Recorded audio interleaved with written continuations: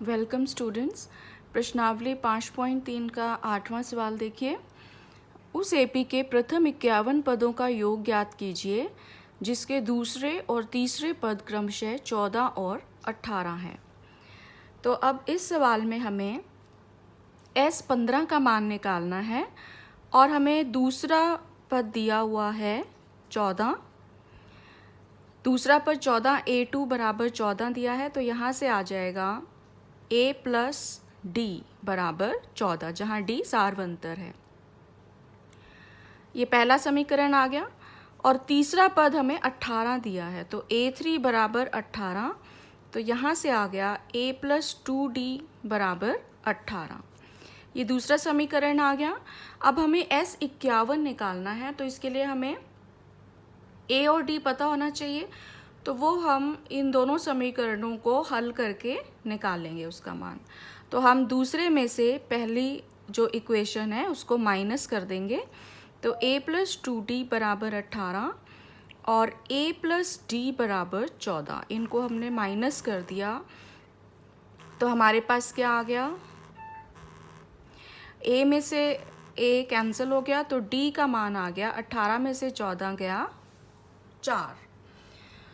तो ये हमारा सार्वंतर आ गया। और पहले समीकरण से D का मान 4 रखने पर A का मान आ जाएगा 14 माइनस 4 यानी कि 10।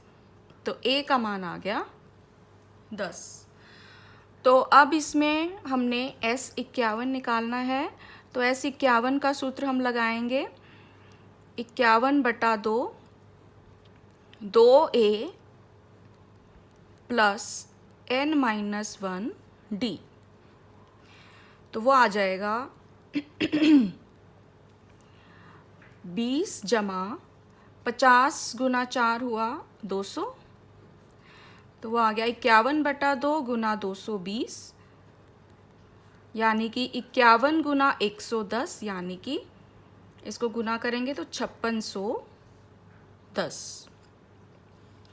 तो S51 का मान आ गया 5610। यही हमने इस सवाल में निकालना था।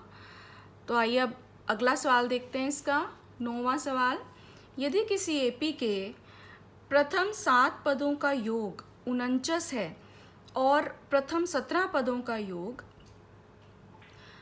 289 है, तो इसके प्रथम n पदों का योग ज्ञात कीजिए। अब प्रथम 7 पदों का योग यानी कि S7 का मान हमें दिया है 49।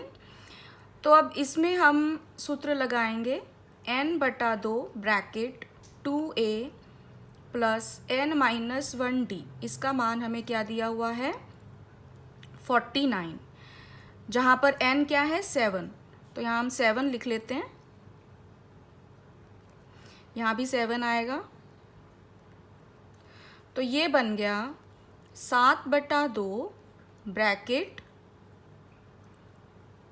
2A जमा 6D बराबर 49। तो अब इसको हम सॉल्व कर लेते हैं। तो ये आ जाएगा 2 बाहर निकाल लेते हैं, तो अंदर आ गया 7/2 गुना 2 ब्रैकेट A जमा 3D बराबर 49। तो यहाँ से A जमा 3D बराबर आ गया 49, 2 से 2 कट जाएगा, बटे में 7, यानी कि A प्लस 3D का मान आ गया 7। ये पहला समीकरण आ गया यहाँ पे। अब इसी तरह से दूसरा समीकरण हम निकालेंगे। हमें S17 का मान दिया है 289। तो यहाँ से आ जाएगा 17/2 bracket 2A plus 17 minus 1D बराबर 289। तो यहाँ से अब हमारे पास आ गया 2A जमा 16D बराबर, बाकी की टर्म्स को दूसरी साइड ले जाते हैं, 2/17। तो ये कट के 17 ही आ गया। तो 2A प्लस 6D आ गया, 17 इंटू 2 34, और 2 से भाग करने पर A प्लस 3D का मान आ गया 17। तो ये हमारा दूसरा समीकरण आ गया। अब इन दोनों समीकरणों को हमने हल करके ए और डी का मान निकालना है। यहाँ पर 16 है, a प्लस 16d, तो a प्लस 8d आएगा यहाँ पे। तो अब देखो दूसरे में से पहली समीकरण हम घटा देते हैं, तो a प्लस 8d बराबर 17 और a प्लस 3d बराबर 7। तो a से a कट गया, 8 में से 3 गया, 5d बराबर 17 में से 7 गया 10। तो यहाँ से d का मान आ गया 10/5 यानी कि 2। अब हमें a का मान निकालना है, तो फर्स्ट में से निकाल लेते हैं। पहले से कितना आएगा, a प्लस 3d यानी कि 3 दूनी 6 बराबर 7। तो यहाँ से a का मान आ गया 7 माइनस 6 यानी कि a बराबर 1। अब a भी पता है हमें, d भी पता है, हमने क्या निकालना है, प्रथम n पदों का योग। तो Sn निकालना है हमने। तो Sn का सूत्र n/2 bracket 2a plus n minus 1d। तो अब यहाँ पर n तो n ही रखना है हमने, और a का मान रख दिया और d का रख दिया। तो ये बन गया n/2 bracket 2 plus 2n minus 2। 2 से 2 कैंसिल हो गया, तो n/2 गुना 2n, 2 से 2 कैंसिल हो गया, तो ये आ गया n स्क्वायर। तो Sn का मान आ गया n स्क्वायर। तो ये हमारा 9वां सवाल था। अब आइए अगला सवाल देखते हैं, 10वां सवाल। अब 10वें में हमें दिया हुआ है, दर्शाइए कि A1 A2 AN से एक AP बनती है यदि AN नीचे दिए अनुसार परिभाषित है। पहले भाग में हमें AN का मान दे रखा है 3 + 4n।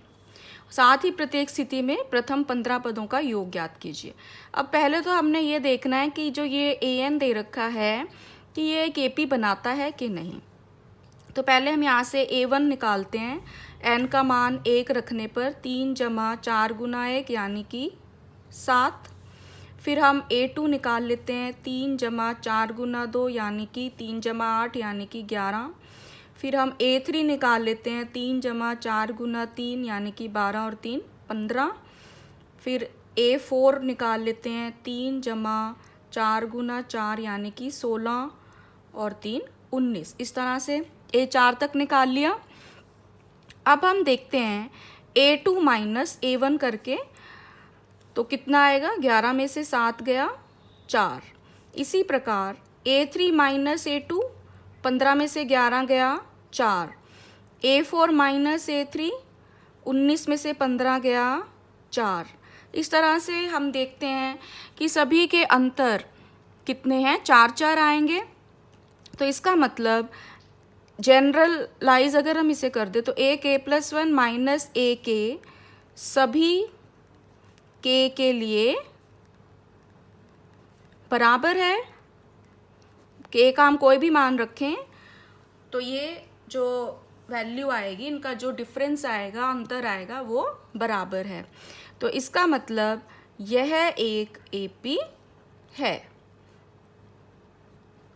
अब इसमें हमने S15 निकालना है, तो उसके लिए हमें A और D पता होना चाहिए। A तो हमने निकाल लिया 7 और D कितना है 4। तो S15 का सूत्र हम लगाएंगे 15/2 2A plus n minus 1D। तो यह आ गया 15/2 14 + 14 गुना 4 56। तो यह आ जाएगा 15/2 गुना 70। तो 2 से 70 कट के 35, 15 गुना 35 आ गया 525। तो S15 का मान आ गया 525। अब इसी प्रकार हम इसका दूसरा भाग देखते हैं। दूसरे भाग में अब हमें AN दिया हुआ है 9 - 5n। तो फिर से हम A1 निकालेंगे। तो 9 माइनस 5 गुना 1, 9 में से 5 गया 4। A2 निकाला, 9 माइनस 5 गुना 2, 9 में से 10 गया -1। A3 निकाला, 9 माइनस 5 गुना 3, 9 में से 15 गया -6। A4 निकाल लो, 9 माइनस 5 गुना 4, 9 में से 20 गया -11, इस तरह से। और फिर से अंतर देखेंगे अब हम। पहले देखेंगे A2 माइनस A1, तो वो आ गया हमारा -1 -4 यानी कि -5। फिर हम देखते हैं A3 माइनस A2, तो -6 -1 यानी कि -6 जमा 1 यानी कि -5।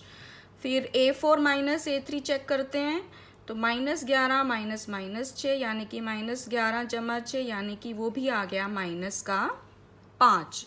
तो इसका मतलब यहाँ पर सबका अंतर यहाँ भी समान है, तो AK+1 माइनस AK सभी K के लिए बराबर है। तो हम कह सकते हैं कि यह एक AP है।